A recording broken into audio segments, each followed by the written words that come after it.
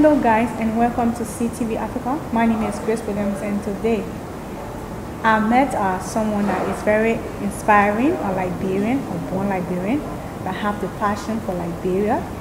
His name is Mr. Lekpele Nyamalon. He's the author of the book Scary Dream.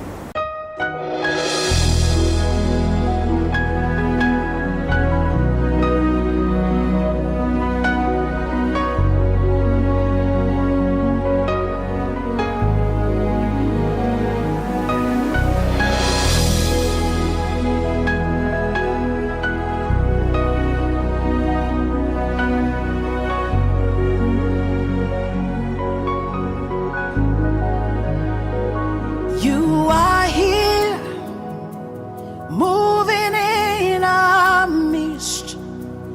I worship you, I worship you. You are here, working in this place. I worship you, I worship you. You are here, moving in our midst. I worship you, I worship you. You are here, working in this place. I worship you, I worship you. Hey, Waymaker, miracle worker, promise keeper.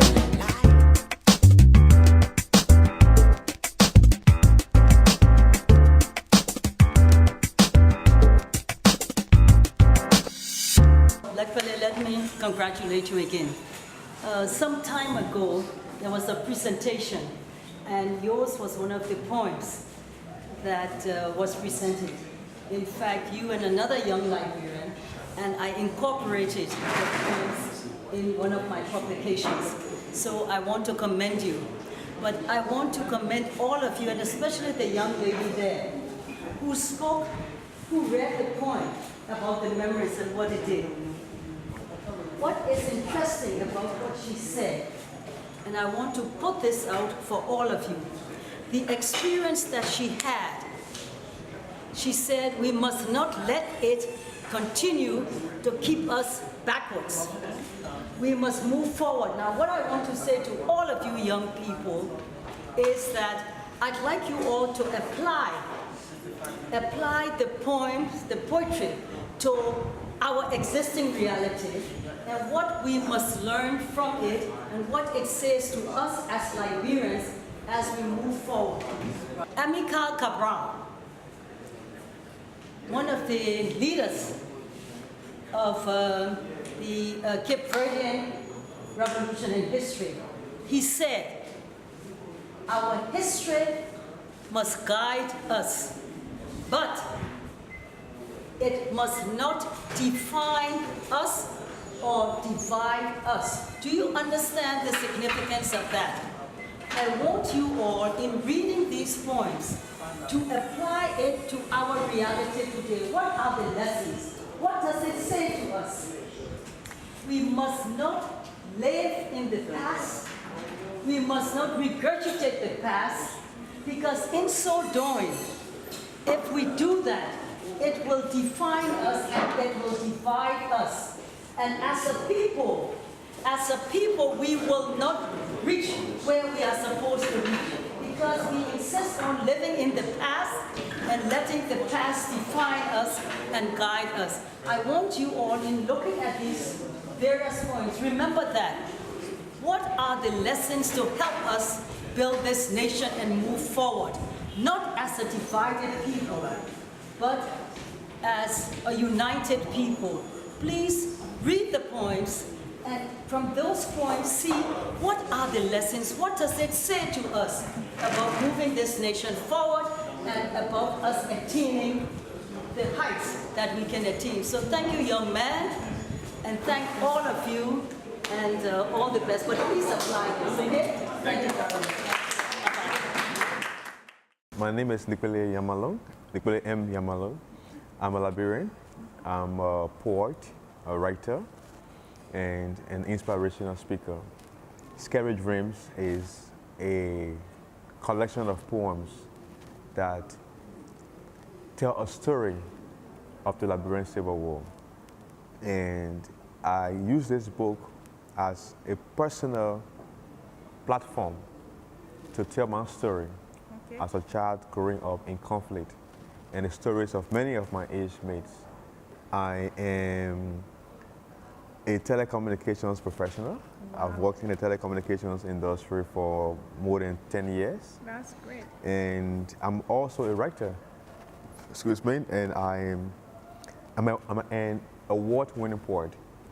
In 2015, I won an award for World Poetry Day that was sponsored by a group of young people from Southern Africa called Young People Today.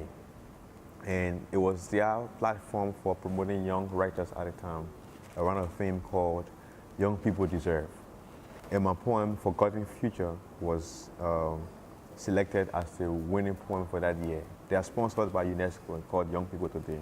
I think a lot of Liberians have done very great things. Yeah. And most of their works have been well documented. And I consider myself one of those walking or treading a path that a lot of great people before me have long left a trail. Mm-hmm. When it comes to poetry, for example, there have been many great people whose footprints have given us a path to follow. Just to name a few of them, like the legendary poet B.T. Moore, and one of my very own mentors, Dr. Patricia Jabber Wesley, a Liberian poet and professor, and a big brother, former Minister of Foreign Affairs, Augustine Kwehe-Gafuan, who has been one of my inspirations as well. And I gave it out to all my teachers of literature and English from high school up to, yes. So I think it's been a very great journey. And without their efforts, we wouldn't have been able to cultivate the courage to do what we are doing now. So I would like to take you back to your signing ceremony. I was there, but it was really great, to be frank. So I want you to just give a little take on it. How was it done? Who was behind the back? Where's your support coming from? You know, all those things. The public will really want to know. I draw my strength from so many different places, and the signing ceremony was meant to be an informal program. The book was actually launched a year ago, and the ceremony was primarily meant to be a living room affair where people can sit and informally discuss about their experiences during the Civil War, because every Liberian can relate to every poem in this collection. Mm-hmm. And it was meant for them to tell their own stories. Not for me in the altar to just go and read and talk. Yeah. So that's why, if you observed, at the signing ceremony, I did very little talking. Yeah. And the audience, those in the audience were made to recount their experiences, to talk about the Civil War, grab a book, open it, read any poem of your choice, and see how that piece connects with you, with your history, and with the Liberian Civil War. You know, I always say that an entire book can be packed in the line of a poem. Yeah. And 1990 the war actually started in 1989. And like you see at the back here, I was 6 years old when the war started in 1989. But in 1990 was when the war had reached Monrovia, and everything broke loose in 1990. Can we have 2 minutes of reflection on 1990? Just the year 1990, what comes to mind? Who wants to share first? How can you be shy about 1990? You know you were born 1990. Can somebody talk about 1990? That year rings a bell in our country history. Okay, 1990 was the first time I saw Dead Valley. The very first time in 1990. And I can close my eyes and say it around the Pins, leaving from Pinsville to Fendel campus. It was just along the roadside, and the weather was puffed up. I mean, you could smell, the foul scent in the community, but then I saw this sewed on thing laying down, or body. And then I asked my aunt, what's that there? She said, a dead body. I was like, what? Dead body? And I turned my face. But that was just the start of the scene of many dead bodies along the road. So my year 1990, I know that was the first time I saw a lifeless being, and not in any respectable way, I would say. Because before then, when you were little, when someone passed, the older ones would not allow us, the children, to be around, not view bodies. So their body wasn't something that, my eyes, had really seen. Not even a movie, I guess. 1990. It was 1990. The year stings like a bee. Hunger struck my river like an assassin like me. Cholera and diarrhea stormed like a hurricane. 1990, I say it was 1990. The year smells like a decomposed carcass. Families lost loved ones, all in a senseless war. 1990, but why did you ever come? Hope your memories are buried in the sand system. If I went back to Tanzania today, would memories be all that I see? If I went back to La Mairie, would I see the beautiful choirs get up in their beautiful colors like the ladies of the valley? Or would I only hear echoes of the melodies ringing from afar, deeply lost in my memories? Would I ever see them there? If I went to the futu shops, I would only stand and weep, because I'll be thinking of the days when us boys would gang up and eat like hungry warriors just from a battle.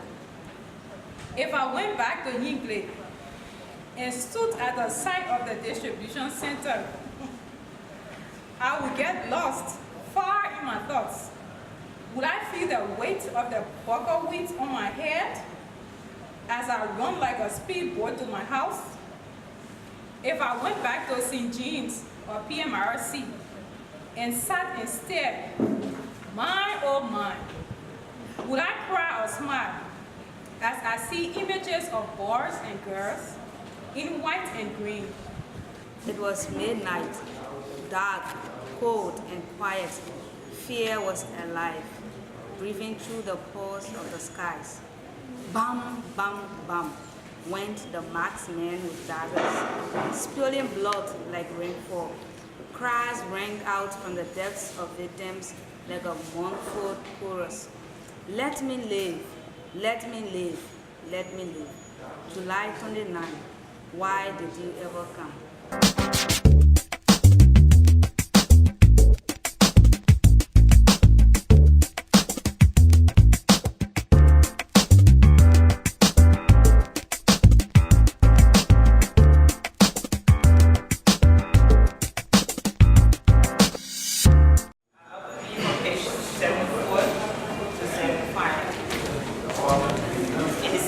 Or Liberian, not Ebola. I'm a Liberian, not some virus. Red blood flows through my veins. My heart beats like hydro, pumping through those arteries. I'm human, not a parasite. I live on rice, fish, and meat, not on blood and casas. I have got brains. I'm not dumb. I'm alive as a bird, creeping on trees, enjoying nature. I'm not a night walking, friend vampire, draining people of the red light. Am I a leash sucking people's blood? Ebola does not live here. How then can I be a virus? Ebola. Check the St. John River, the Kavala River, or from St. Paul to the Lekpele Forest, up to the Bologizi Mountain. It's nowhere here, child. How do I own this load? My country is rich with rainforest, a wonderful climate, and beautiful history. Amazing culture, and Africa's first child. Do we have labs that make malaria? How can we be Ebola? I'm a Liberian from the land of the free. I am a Liberian, a warm-blooded mammal, a human, a Homo sapien, an African nanovirus. So this poem, it just took me back to 2014 during the Ebola crisis. I happened to travel to the US. When we got to New York, JFK, they told us that all those from West Africa, one side. You had these people dressed in suits like they were in the ETU. And then we were put in one room, from one room to the other room, like 3 rooms. And just training and asking like questions. You say, the question was just so many, almost 100 questions you have to fill out before you leave immigration. And people don't even want to come near you once you're from West Africa, like you're Guinea, Sierra Leone. And I was traveling to another state on the bus, on the Greyhound bus. When I got to Richmond, Virginia, and then it was the same day this Liberian guy died. So while in the bus station, they just show him in a green shirt, XYZ. And the American lady, she was right by me. She wanted to start a conversation, but I didn't want to talk because I didn't want her to hear my accent and ask where I'm from. So when she talked, I'm like, I'm just with it. That was so funny. About to get on the bus, the bus conductor said that everybody should show their ID. I didn't have any ID, so passport. I said, Lord, have mercy.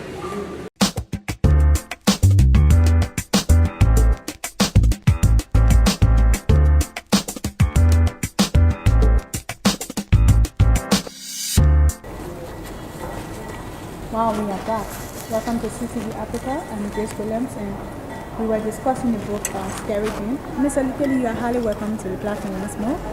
Thank you very much. So where were we? You were talking about... I'm caught between pizza and this bitter lemon. Okay. But it's a great opportunity bumping into you. And you were asking about stolen innocence. Yeah, stolen innocence. Stolen innocence is actually, it's part 3 of this book. Okay. You can check page 96.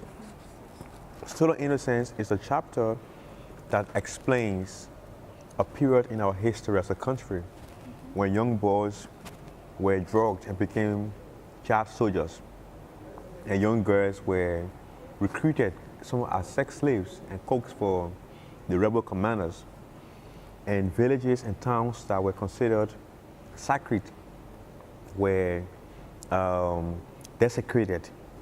So stolen innocence takes us on a journey of that. And like you saw the play the children performed, it was so wonderful. The school children did. I wrote that play that summarizes a period in our history that speaks of all these things. Villages torn apart, brothers and sisters almost got married, like you saw in the play. And they were on drugs, and they were out of child soldiers, or they were just wayward children. So I'm going to read very briefly a piece that says, "They took my daughter." Okay. On page 98. Okay. Men came to our house. "Where is she?" they roared. My heart leapt from my chest. My soul wept for her. My pearl of only 11 years. Oh God, blind the eyes of these killers. I can't lose her. Spare me Lapu. Spare me Seba, Miriam, Kou, Koto, Jua. Leave my daughter in broken tears, filled with despair. My hands frail angrily. Why now? Oh Helen, Ninja, Ade, Fatumata, please bring her back. I waited. I'm still waiting. So, this piece, it says, they took my daughter. There was a time when I remember during the war, soldiers came all night for young girls to take them and carry them. Very vividly one night, a soldier came to the house we were seeking refuge at, and he demanded to take my sister. My mother and everyone in the house had to beg him from in the morning to in the night that please, this girl cannot go. Some families were not so fortunate. They took their children away, and the rest is history. So these are experiences that I gathered under the portion of that book that speaks of stolen innocence. Children who were meant to be innocent lost their innocence because of rape, because of being drugged as child soldiers, and they became men and women overnight. So true, because even I myself lost my brother, my older brother, during the crossing. So it's one way or the other, all Liberians were highly affected. So I really want to know, like I said from the beginning, I want to know where you get your inspiration for the tattoo or scary dream. Because I just wish I could just wake up. You know, when you go to bed and you are having a series of bad dreams, and then you got up and realized that you were dreaming, you feel happy that I'm out of this. Thank God I'm out of this. So in this case, I call it scary dreams. These are all things that happened during the war that we wish did not happen. So each of them is a component of a very scary dream. And that's why, as a people, as Liberians, we hope that we will get out of the abyss of violence, of diabolism, of nepotism, and corruption, and greed, and civil strife, so that as a country, we can rise up and not go back to those vices that took us to scary dreams. For a long time, after 1990, I was haunted by the memories of things I saw: dead bodies, malnourished children. As a 7-year-old child, I walked from Matadi. At the time it was, yes, Matadi, all the way to Tupuru Road. And the journey that made me to shed tears was from Tupuru Road to Fendel. If you read the poem 1990, yeah, I read 1990. You asked about, it says, 1990, it was 1990. The year still rings a bell. Kids were crying. I mentioned I was crying. Yeah, All Liberia was plunged in turmoil. yeah. Folks were walking line by line, So that was referring from Monrovia to Fendel, yeah. Kakata to Banga. And I was one of those walking.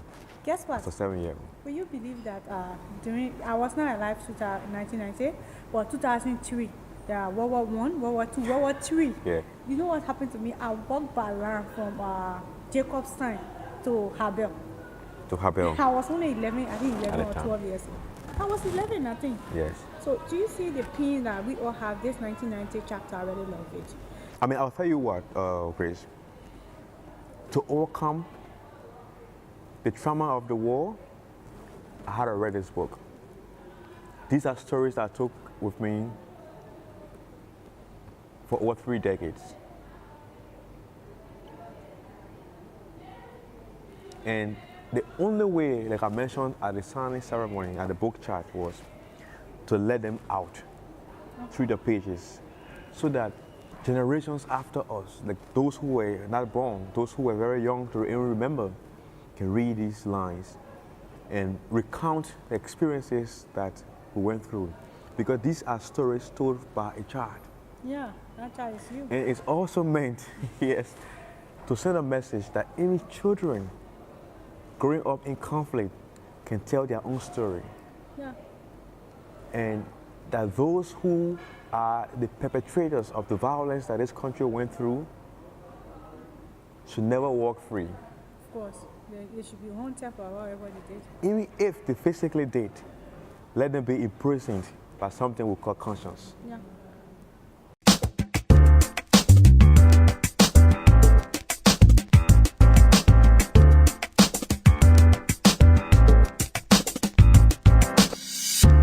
Because of my experiences as a child, growing up in conflict, I wrote Scary Dreams. Scary Dreams, like I mentioned, is a collection of personal experiences of the author and experiences of all those who lived through the conflict. So I founded a non-for-profit called Africa's Life. Africa's Life. Okay. Why Africa? Africa is a continent that has been plagued by civil war, corruption, failed states, etc. But Africa is also a land of hope and many dreams. So Africa's Life Foundation is meant to inspire young people through sharing inspirational speaking and arts and culture. So every young person, by extension, is a member of Africa's Life. Okay. All you do is join us and we will help to inspire you, and together we'll lift Africa. Okay, I'm Mercy and Flomo.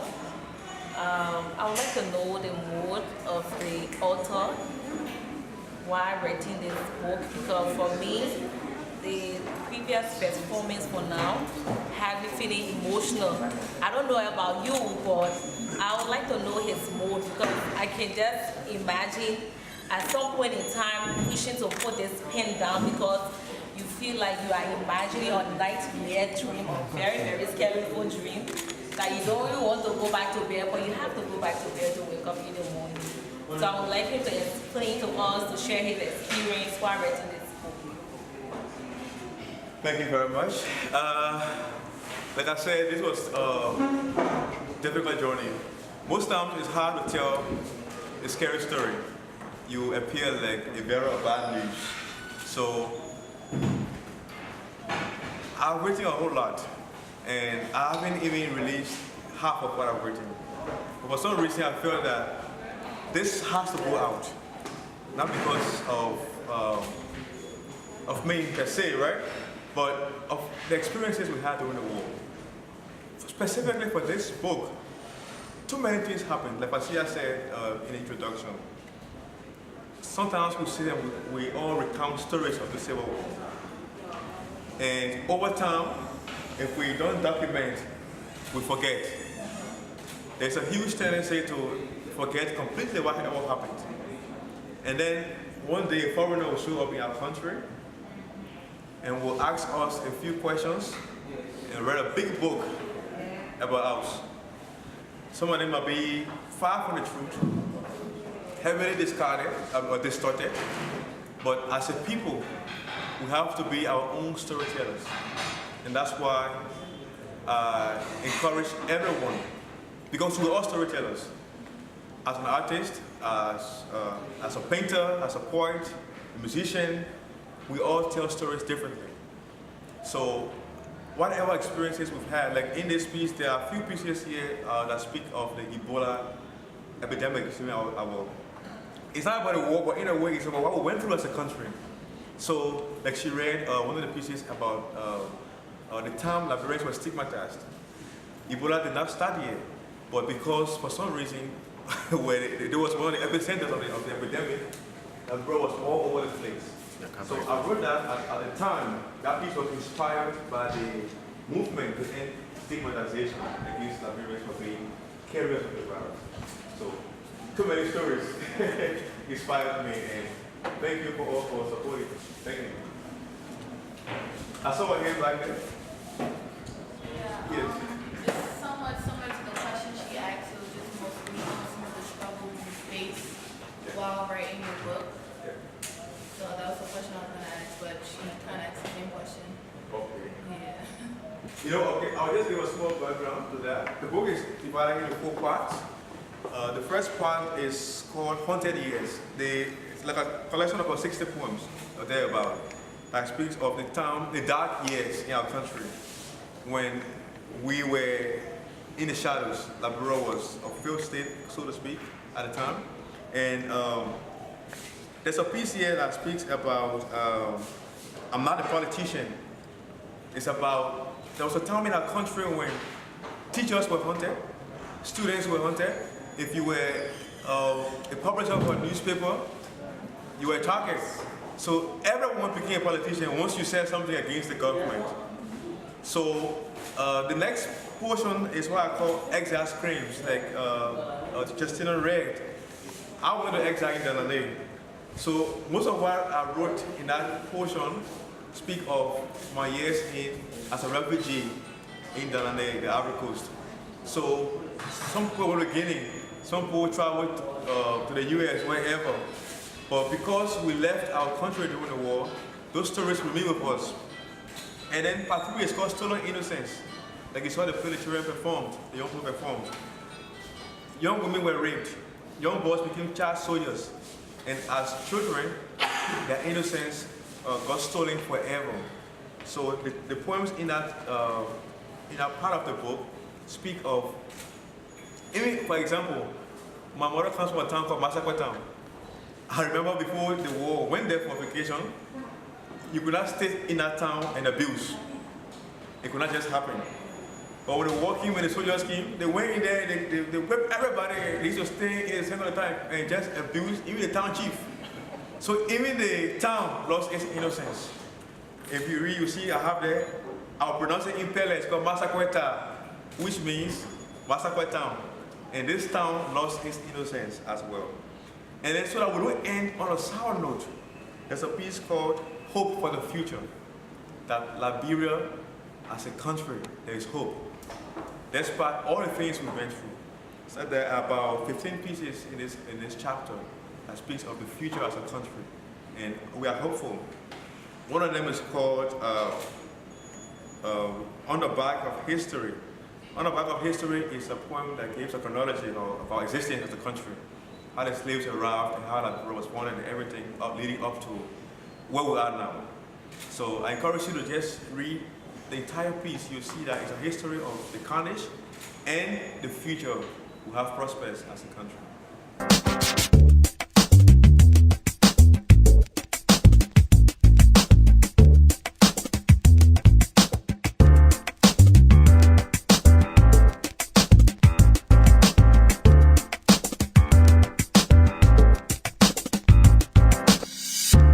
Fellow Liberians, Scary Dreams is a collection of our story, my story, and a story that our children will come and read. Every poem in this collection speaks to a particular experience. It is my fervent hope that as a people, we will never return our country to years of carnage. May we unite and leave behind those vices that took us to conflict. Tribalism, nepotism, and corruption. May God bless our country, and may this glorious land of liberty long remain ours.